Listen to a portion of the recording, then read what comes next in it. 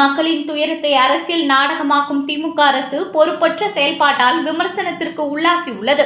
தமிழ்நாட்டிற்கு வாய் திறக்கும் முதலமைச்சரின் செயல்பாடுகள் அவரது தலைமையின் உண்மை முகத்தை இன்று வெளிப்படுத்திய போட்டோஷூட் வீடியோவே சாட்சியாக உள்ளது.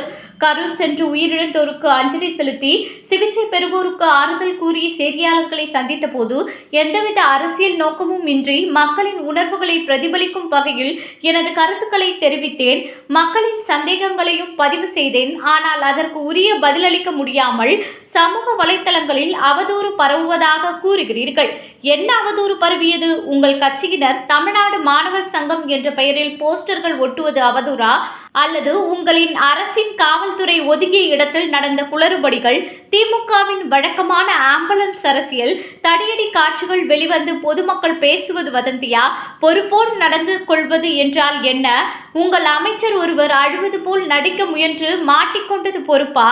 அல்லது உங்கள் மகனும் துணை முதல்வருமானவர் கரூரில் சம்பிரதாயத்திற்கு போட்டோஷூட் எடுத்துவிட்டு துபாய்க்கு விடுமுறைக்கு பறந்து சென்றது பொறுப்பா? கள்ளக்குறிச்சியில் உங்கள் ஆட்சியின் அலட்சியத்தால் ஏற்பட்ட கள்ளச்சாராய மரணங்களுக்கு உங்கள் இதயம் கலங்கவில்லை, கண்கள் கலங்கவில்லை. ஆனால் இப்போது மட்டும் கலங்குவது நம்பகத்தன்மையாக உள்ளதா? சென்னை ஏர் ஷோவில் குடும்பத்துடன் உட்கார்ந்து கண்டுகளித்த போது கூட்ட நெரிசலில் சிக்கி 5 பேர் உயிரிழந்தனர். அப்போது மட்டும் வீட்டில் இருக்க முடிந்ததா? யாரை ஏமாற்ற முயல்கிறீர்கள் திரு M.K. ஸ்டாலின் அவர்களே என்று எதிர்க்கட்சிகள் இதுவரை எந்த அரசியலும் செய்யவில்லை.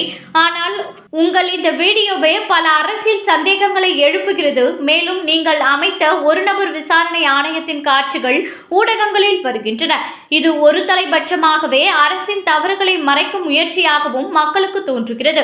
விடியா அரசின் விசாரணையில் மக்களுக்கு நம்பிக்கை இல்லை.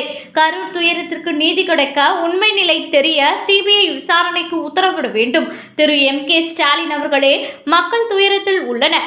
இந்த நேரத்திலும் உங்கள் போட்டோ ஷூட் மூலம் அவர்களை மேலும் துன்புறுத்தாதீர்கள் என்று திமுகவின் செயல்களை எடப்பாடி பழனிசாமி அம்பலப்படுத்தியுள்ளார்.